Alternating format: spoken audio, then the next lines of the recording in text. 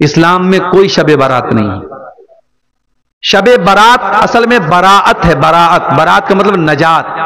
15 شعبان کی رات کو بہت سارے لوگ شب برات کہتے ہیں یا لیلۃ البرات کہتے ہیں, اور یہ عقیدہ رکھا جاتا ہے کہ آج کی رات اللہ تعالیٰ جہنم سے آزاد کرتا ہے.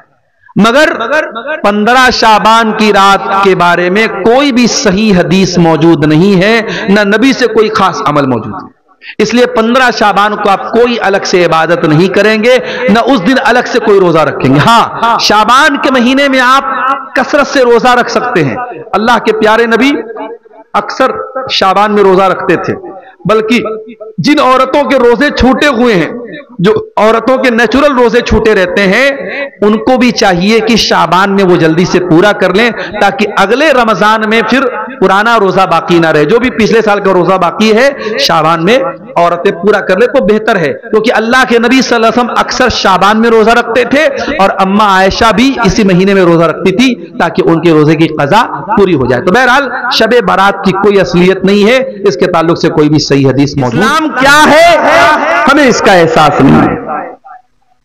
اسلام اتنی بڑی نعمت ہے, جب جنتی جنت میں جائیں گے تو کیا کہیں گے؟ وَقَالُوا الْحَمْدُ لِلَّهِ الَّذِي هَدَانَا لِهَذَا.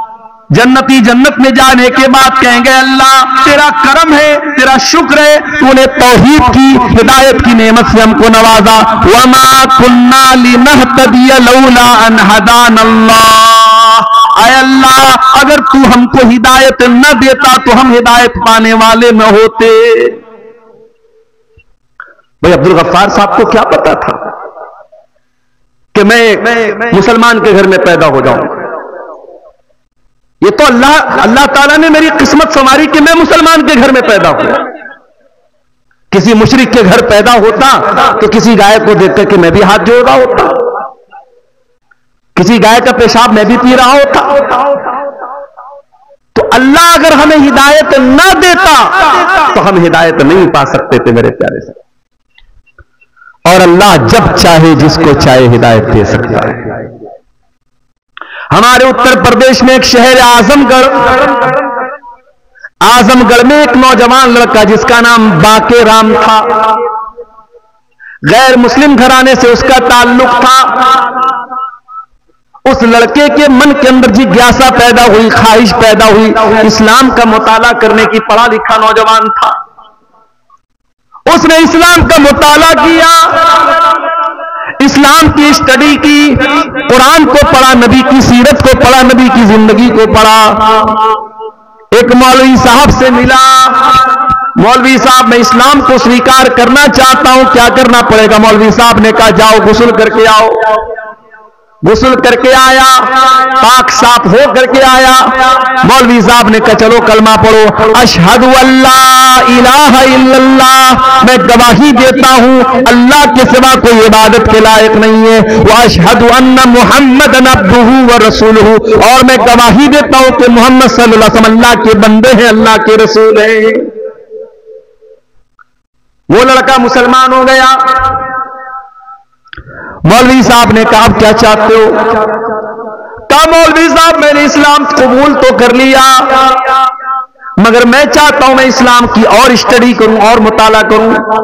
میں قرآن کی لینگویج کو پڑھنا چاہتا ہوں, میں حدیث کو پڑھنا چاہتا ہوں. مولوی صاحب نے کہا بہت محنت کرنا پڑے گا. کہ میں محنت کرنے کو تیار ہوں. اس لڑکے نے اتر پردیش سے 2000 کلومیٹر دور تمل ناڈو کا سفر کیا, اور تمل ناڈو کے ایک علاقے امر آباد میں جماعت اہل حدیث کا ایک بہت بڑا ادارہ جس کا نام جامعہ دارالسلام امر آباد ہے, وہاں جا کر کے اس نے ایڈمیشن لیا. اس لڑکے نے 10 سال تک اس ادارے میں تعلیم حاصل کی, اور وہاں سے پورا عالم بن کر کے, قرآن و حدیث کا جانکار بن کر کے نکلا. اس کے نمبر اتنے اچھے آئے, اس کے مارکس اتنے اچھے آئے, اس کا ایڈمیشن مدینہ یونیورسٹی کے اندر ہو گیا. مدینہ کے اندر اس نے ایڈمیشن لیا. علم حدیث کی فیکلٹی میں اس کا شوق تھا نبی کی حدیثوں کو پڑھنے کا. اس نے حدیث کی فیکلٹی میں ایڈمیشن لیا اور علم حدیث میں پہلے اس نے BA کیا, پھر MA کیا, پھر PhD کیا. اتنا پڑھ لکھ کر کے وہ انسان خاموش نہیں بیٹھا. اس کے من میں ایک اور جذبہ پیدا ہوا کہ میں اپنے نبی کی تمام صحیح حدیثوں کو اکٹھا کر دوں. اس نے اپنے نبی کی تمام صحیح حدیثیں جو الگ الگ کتابوں میں پائی جاتی ہیں سب کو اکٹھا کیا اور 12 جلدوں میں اس نے 12 موٹے موٹے والیومز میں اس نے کتاب لکھی اور کتاب کا نام اس نے لکھا الجامع الصحیح. اور دنیا اس انسان کو ڈاکٹر ضیاء الرحمان اعظمی کے نام سے جانتی ہے. نہیں جانتے تھے, اس لڑکے کے ماں باپ کو بھی شاید پتا نہیں تھا کہ ہمارا یہ لڑکا مسلمان ہوگا اور اپنے دور کا اتنا بڑا عالم بنے گا. میرے پیارے ساتھیوں, ہدایت اللہ کے ہاتھ میں ہے, ہدایت عالم کے ہاتھ میں بھی نہیں ہے. عالم راستہ بتا سکتا ہے, عالم تبلیغ کر سکتا ہے, عالم آپ کو صحیح راستہ بتا سکتا ہے, مگر آپ کو ہدایت دینا اللہ کے اختیار میں ہے. اللہ اپنے نبی سے قرآن میں کہتا ہے انک لا تہدی من احببت ولکن اللہ یہدی من یشاء. اے میرے نبی, آپ جس کو چاہے اس کو ہدایت نہیں دے سکتے. ہدایت تو اللہ کے ہاتھ میں, اللہ جس کو چاہتا ہدایت دیتا ہے. نبی کے چچا ابو طالب بہت پیار کرتے تھے نبی سے, ہر مشکل موقع پر نبی کا ساتھ دیتے ہیں. جب ابو طالب کے انتقال کا ٹائم آتا ہے, اللہ کے نبی چاہتے ہیں میرے چچا کلمہ پڑھ رہے ہیں. او لوگوں, کتنے خوش نصیب ہیں وہ لوگ جن کے ماں باپ مسلمان ہیں. ماں کے مرنے کے بعد کم سے کم دعا تو کر سکتے ہو, اللہ میری ماں کی بخشش کر دے. ذرا کوئی ابراہیم علیہ السلام کے کلیجے سے جا کے پوچھے, وہ اپنے باپ کے لیے مغفرت کی دعا بھی نہیں کر سکتے. ہمارے پیارے نبی اپنی ماں کی مغفرت کی دعا نہیں کر سکتے تھے. ہمارے نبی نے بھی اپنی ماں کی مغفرت کی دعا کی اجازت مانگی, اللہ نے کہا کہ نہیں, اجازت نہیں. اگر آپ کی ماں مسلمان ہے, اگر آپ کا باپ مسلمان ہے, میرے پیارے ساتھیوں, یہ بہت بڑی اللہ کی نعمت ہے. اس نعمت کی قدر کرو میرے پیارے ساتھی. ابو طالب باپ کی طرح نبی کو پالا ہے. آج آخری ٹائم ہے, انتقال کا ٹائم ہے. اللہ کے پیارے نبی اپنے چچا کے پاس آتے ہیں. اے میرے چچا, آپ نے میرا بہت ساتھ دیا ہے, آپ میرے سہارا بن کے ہمیشہ کھڑے رہے ہیں. آج آپ کا آخری ٹائم ہے. اے میرے چچا, قل لا الہ الا اللہ, بس میری ایک ریکویسٹ ہے, مان لیجئے. اپنے بھتیجے کی ایک بات مان لیجئے. اے چچا, لا الہ الا اللہ پڑھ دیجئے. اے چچا, اس کلمے کے ذریعے میں اللہ تعالیٰ کے یہاں آپ کے حق میں لڑائی لڑوں گا اور آپ جنت میں جائیں گے. بس یہ کلمہ پڑھ کے آپ دنیا سے چلے جائیے. ابو طالب سوچ میں پڑ گئے, کیا کروں, بھتیجا اتنا بول رہا ہے, پڑھ دوں کیا کلمہ. وہیں پر ابو جہل بیٹھا تھا, وہیں پر عبداللہ بن امیہ بیٹھا تھا. اس نے کہا اے ابو طالب خبردار, مرنے کا ٹائم ہے, زندگی بھر اپنے باپ دادا کے طریقے کو فالو کرتے رہے, مرنے کے ٹائم کہیں باپ دادا سے بغاوت مت کر دینا. اے ابو طالب, اپنے باپ دادا کا طریقہ نہ چھوڑ کے چلے جانا, اپنے باپ دادا کے نام پہ کلنک مت لگنے دینا, اپنے بھتیجے کی بات مت ماننا, جو تیرے باپ دادا کا دھرم ہے اسی دھرم پر قائم رہنا. ابو طالب نے کلمہ نہیں پڑھا. آخری جملہ جو ابو طالب کی زبان سے نکلا, بخاری اور مسلم کی روایت ہے, ابو طالب یہ کہہ کر کے دنیا سے گئے, علی ملت عبد المطلب, میں اپنے باپ عبد المطلب کے مذہب پر دنیا سے جا رہا ہوں. اسی لیے علماء کہتے ہیں کہ صحبت کا بڑا اثر پڑتا ہے. اگر ابو طالب کے پاس وہ ابو جہل نہ بیٹھا ہوتا, عبداللہ بن امیہ نہ بیٹھا ہوتا, تو شاید ابو طالب کلمہ پڑھ لیتے. मगर बुरी संगत और बुरे लोगों के साथ आप उठेंगे बैठेंगे तो उसका असर तो जरूर पड़ेगा आपकी। हमारी बहुत सारी मुसलमान लड़कियां कॉलेजों में पढ़ती हैं और वो कॉलेज गर्ल्स कॉलेज होता है, वहां लड़के नहीं पढ़ते, सिर्फ लड़कियां पढ़ती हैं। मां बाप तो बड़े खुश हैं, चलो आज के दौर में हमारी लड़की कोई एजुकेशन में नहीं पढ़ रही है, लड़का लड़की साथ में पढ़ते तो बवाल होता, चलो लड़कियों के कॉलेज में पढ़ रही है, हमारी लड़की सेफ है। माफ कीजिए, आपकी लड़की सेफ नहीं है।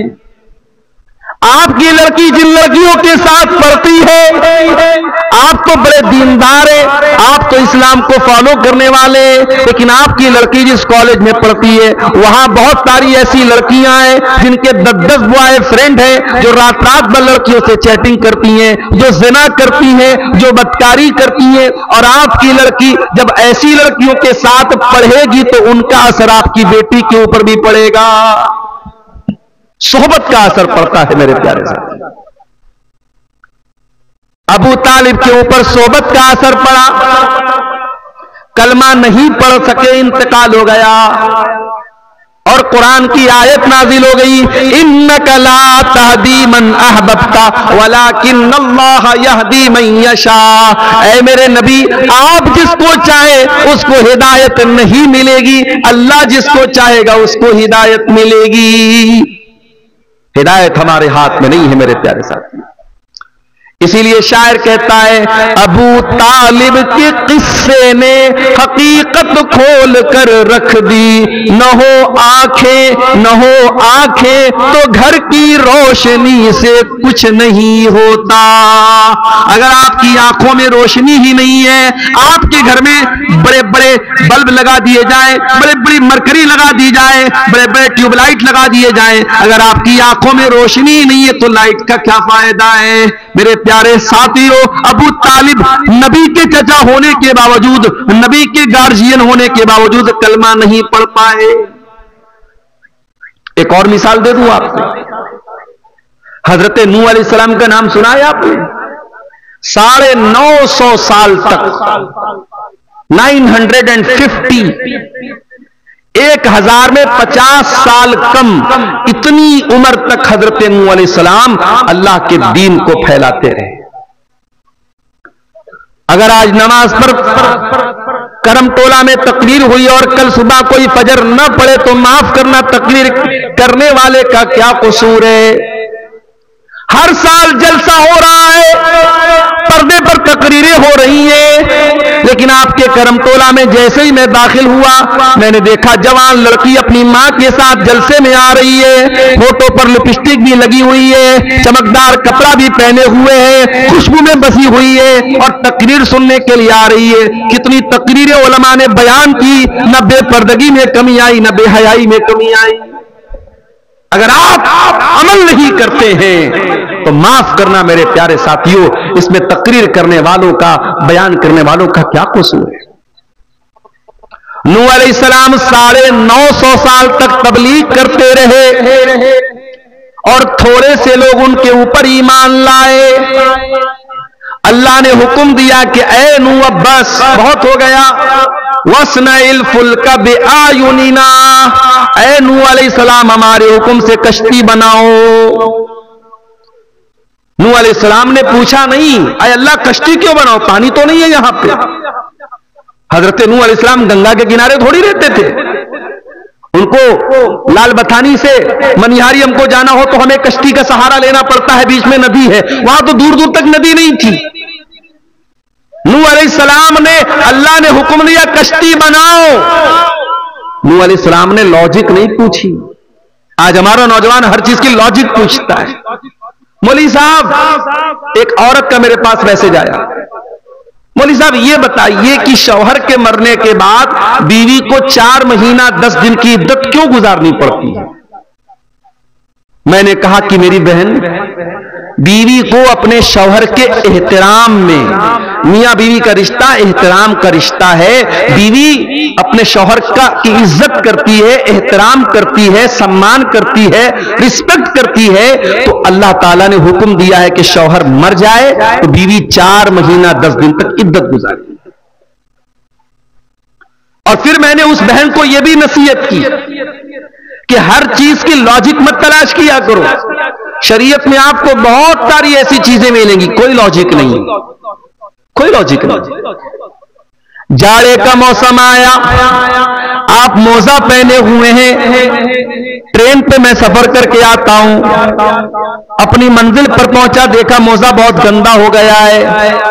میں وضو کی حالت میں اگر میں نے موزہ پہنا ہوا ہے، شریعت کہتی ہے کہ سفر میں آپ 3 دن تک موزہ پہنے وضو کیجئے اور پیر دھونے کے بجائے پیر کے اوپر مسح کر لیجئے. اب لاجک یہ کہتی ہے کہ صاحب جب میں نے موزہ پہنا ہے تو موزے پر جو ڈسٹ لگ رہا ہے، جو گندگی لگ رہی ہے، وہ تو نیچے لگ رہی ہے، تو مسا تو نیچے ہونا چاہیے، مگر مسا نیچے نہیں، مسا اوپر ہوگا. دین میں ہر جگہ لاجک نہیں چلے گی میرے پیارے سے. اللہ نے کہا اے نو کشتی بناؤ. نوح علیہ السلام نے لاجک نہیں پوچھی، کشتی بنانے لگے. یہ بھی نہیں پوچھا اللہ کشتی کیوں بنا رہا ہوں، پانی تو دور دور تک نہیں ہے. نوح علیہ السلام کشتی بنانے لگے. اب کشتی بناتے چلے جا رہے، قوم کے لوگ آتے چلے جا رہے. کلما مر علیہ ملأ من قومہ سخروا منہ. جب قوم کے لوگ وہاں سے گزرتے ہیں تو مذاق اڑاتے ہیں، دیکھو بھائی حضرت نوح تو بڑئی بن گئے، یہ تو بڑئی کا کام کر رہے ہیں، یہ تو کشتی بنا رہے. لوگ مذاق اڑا رہے، لوگ ٹھٹھا کر رہے ہیں، لوگ ہنسی اڑا رہے ہیں، مگر نوح علیہ السلام خاموشی سے اپنا کام کرتے چلے جا رہے ہیں. سبق یہ دے رہے ہیں، اے سچائی کے راستے پہ چلنے والے، اے دین کے راستے پہ چلنے والے، دنیا تیرا مذاق اڑائے گی، تو پرواہ مت کرنا. اے نقاب پہننے والی خاتون، تو نقاب پہن کے نکلے گی، کوئی نعرہ بھی لگائے گا اپنے مذہب کا تو خاموشی سے آگے بڑھ جانا. اے داڑھی رکھنے والے نوجوان، تیری داڑھی کا مذاق بھی اڑایا جائے گا، تو اپنی داڑھی پر کبھی شرمانے کی کوشش مت کرنا. کہیں لوگوں کے ہنسی مذاق کو سن کر کے اپنی داڑھی کو صاف مت کر دینا. کہیں لوگوں کہ ہنسی مذاق کو سن کر کے اپنے نقاب سے اے مسلمان عورت تو سمجھوتا مت کر لینا. حضرت نوح نے سبق دیا. دنیا کتے بھونکتے رہتے ہیں اور ہاتھی چلتا رہتا ہے، ہاتھی کی چال پہ کتوں کے بھونکنے سے کوئی فرق نہیں پڑتا ہے. نوح علیہ السلام کشتی بناتے چلے جا رہے ہیں اور قوم کے لوگ مذاق اڑاتے چلے جا رہے ہیں. کشتی بن کر کے تیار. اللہ نے فرمایا کہ اے نوح اب ایک کام کرو، اس کشتی پر جتنے ایمان والے ہیں سب کو شامل کر لو، اور تمہارے جتنے پریوار کے لوگ ہیں ان کو بھی کشتی پر بٹھا لو. وَمِنَ كُلٍّ زَوْجَيْنِ اثْنَيْنِ، اور ہر جاندار، ہر جانور کا جوڑا بھی اپنی کشتی میں رکھ لو، جو بھی جاندار تمہارے سامنے موجود ہے. نوح علیہ السلام نے جتنے ایمان والے تھے، مٹھی بھر تھوڑے سے ایمان والے تھے، سب کو اپنی کشتی پہ سوار کر لیا. ان کا پریوار بھی کشتی میں آ گیا. ان کی ایک بیوی ان کے اوپر ایمان نہیں لائی، وہ کشتی پہ نہیں چڑھی، اور ان کا ایک بیٹا ایمان نہیں لایا، وہ کشتی پہ نہیں چڑھا. بیٹے کا نام کنعان تھا، جو علماء نے بیان کیا ہے واللہ اعلم، اس کا نام کنعان تھا. کنعان نام کا لڑکا بیٹھا نہیں کشتی پہ، نہیں سوار. جب کشتی کے چلنے کا ٹائم آیا، اللہ نے زمین کو حکم دیا، زمین سے پانی نکلنے لگا. پوری زمین پانی سے بھر گئی، ہر طرف پانی ہی پانی نظر آنے لگا. اگر آپ کو نوح علیہ السلام کے طوفان کا اندازہ لگانا ہے تو یوٹیوب پہ جا کے دیکھنا، جب سونامی آئی تھی تب کیا حال تھا. انڈونیشیا کے وہ علاقے جہاں بڑی بڑی بلڈنگیں سمندر کے کنارے تھی، تاش کے پتوں کی طرح ڈے گئی، گر گئی. ان علاقوں سے جا کے پوچھ لینا اور اندازہ لگا لینا کہ نوح علیہ السلام کے زمانے میں طوفان کیسا آیا تھا. آج بھی طوفان آتا ہے تو انسان کی کوئی بنائی نہیں بنتی، انسان کی کوئی طاقت کام نہیں آتی. ارے طوفان تو بہت بڑی بات ہے. اتنی ترقی کر گیا ہمارا دیش بھارت، آج بھی بہار کے کچھ علاقوں میں جب سیلاب آتا ہے، جب باڑھ آتی ہے تو نتیش کمار جی بھی کچھ نہیں کر پاتے. کٹیہار کے کئی گاؤں کے گاؤں ڈوب جاتے ہیں، پوری بستی ڈوب جاتی ہے. گاؤں کے لوگ جتنے دن سیلاب آتا ہے اپنا گاؤں چھوڑ کے کہیں اور چلے جاتے ہیں. اس سیلاب کا، اس باڑھ کا بھی ہمارے پاس کوئی سولوشن نہیں ہے. इंसान अल्लाह तबारक व तआला की कुदरत के आगे इतना मजबूर है। इंसान कहता है आई एम सो पावरफुल, मैं बहुत शक्तिशाली हूं। अरे तू क्या शक्तिशाली है, तेरी औकात नहीं है, कितनी बीमारियां हैं, तेरे पास कोई इलाज नहीं है। इतनी मेडिकल साइंस तरक्की कर गई, कैंसर का अभी तक कोई कामयाब इलाज नहीं तलाश किया जा सका। जाओ मुंबई के टाटा कैंसर हॉस्पिटल में जाके देखो, हजारों लोग बेचारे जिंदगी और मौत की लड़ाई लड़ रहे हैं, अपने घर मकान खेत खलियान बेचकर लाखों का इलाज करा रहे। क्यों? मेरा जीवन बच जाए, मेरी जिंदगी बच जाए। इंसान अल्लाह की कुदरत के आगे मजबूर है मेरे प्यारे साथी। नूह अलैहिस्सलाम ने कश्ती पर सबको बिठा लिया, उनका एक लड़का कश्ती पर सवार नहीं हुआ। काला या बुनय्या इरकम माना वला तकुम मअल कौमिल काफिरीन, कहा है मेरे बच्चे जल्दी से कश्ती पे आ जा, काफिरों का साथ न दे, तू काफिरों के साथ डूबने वाला न बन, मेरी कश्ती में आ जा। काला सहावी इला जबली यासिमुनी मिनल मा, बेटा कहने लगा अब्बा जान मैं बहुत जीनियस हूं, अगर पानी आया, पानी का थपेड़ा आया, पानी की लहरें आई, अब्बा जान मैं पहाड़ के ऊपर चला जाऊंगा। अरे पानी कितना ऊंचा जाएगा, पहाड़ तक थोड़ी जाएगा, मैं पहाड़ पे चला जाऊंगा। हजरत नूह अलैहिस्सलाम ने फरमाया क़ाला ला आसिमल यौम मिन अम्रिल्लाहि इल्ला मर रहीम, ऐ मेरे बच्चे ये अजाब है, ये तूफान अल्लाह का अजाब है, और अल्लाह के अजाब से कोई पहाड़ भी तुझे नहीं बचा सकता। तूफान आया और हजरत नूह अलैहिस्सलाम का बेटा डूब गया, मर गया, डूब गया, खत्म हो गया, और आखिरत भी उसकी बर्बाद होगी, क्योंकि अल्लाह ने कहा था वही कामयाब होगा जो तेरी कश्ती पे आएगा। जब नूह अलैहिस्सलाम का बेटा उनकी आंखों के सामने डूब गया, इतने बड़े नबी हैं, अल्लाह ने बता भी दिया था कि जो कश्ती में जाएगा वही बचेगा। नूह अलैहिस्सलाम को तो समझ जाना चाहिए मेरा बेटा ईमान नहीं लाया इसीलिए तो डूब गया, मगर बाप का कलेजा मानने को तैयार नहीं है। बाप बाप होता है मेरे साथ, बाप जितना भी समझदार हो जाए औलाद की मोहब्बत अंधा कर देती है। काला हजरत नूह अलैहिस्सलाम ने कहा अल्लाह तूने वादा किया था तू मेरे परिवार को बचाएगा, मेरी फैमिली को बचाएगा। आय अल्लाह मेरा बेटा मेरी आंखों के सामने डूब गया। इन्ना वादकल हक, आय अल्लाह तेरा वादा सच्चा है, तेरा वादा कहा गया, मेरा बेटा कैसे डूब गया, मेरा बच्चा कैसे डूब गया। अल्लाह, बेटे ने बाप की बात नहीं मानी, बाप समझाता रहा, बेटे ने बाप की बात नहीं मानी, बेटा डूब गया। मगर बाप की मोहब्बत देखो मेरे प्यारे साथ, जिनके बाप जिंदा है बाप की कदर कर लो मेरे भाइयों, जिनकी माँ जिंदा है माओ की कदर कर लो। न माँ कभी दोबारा जिंदगी में मिलेगी, न बाप कभी दोबारा जिंदगी में। आज 4 पैसे तुम्हारे पास हैं, बाप किसको जरूरत पड़ी तो तुम्हें वो पैसे देने में हमारी जान जाती है। बीवी अलग समझा रही है, अरे चलो अब्बा को क्या जरूरत है पैसा देने की। अरे आज जिस बाप को तुम पैसा देने से कतरा रहे हो और तुम्हारे पास पैसे की कमी नहीं है, कल तुम तलाश करोगे कि कहां मेरा बाप मुझे मिल जाए, न उसके हाथ में कुछ पैसे रहते।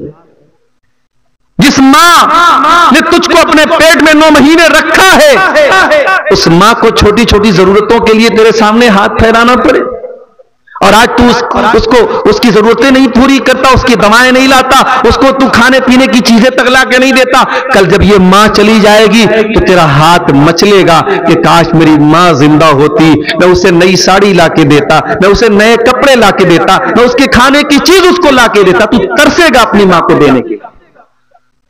मां जिंदा है तो मां की कदर कर लो मेरे भाई, बाप जिंदा है तो बाप की कदर कर लो। मरने के बाद करम तोलाम के मदरसे में अपने बाप की तरफ से एक कट्ठा जमीन भी दे दी तो बाप की खिदमत का हक अदा नहीं होगा। अगर मां की तरफ से यतीमों को खाना भी खिला दिया तो मां को जिंदगी में जो तूने खिलाया है उसके सवाब के बराबर तू नहीं पहुंच सकता। जिंदगी में मां बाप की कदर करो मेरे साथ। बाप बाप होता है। कहा अल्लाह تو نے وعدہ کیا تھا تو میرے پریوار کو بچائے گا، اللہ میرا بیٹا ڈوب گیا، کیوں ڈوب گیا؟ قال یا نوح انہ لیس من اہلک انہ عمل غیر صالح، اے نوح تیرا بیٹا تیرے پریوار میں سے نہیں ہے، تیرے اہل میں سے نہیں ہے،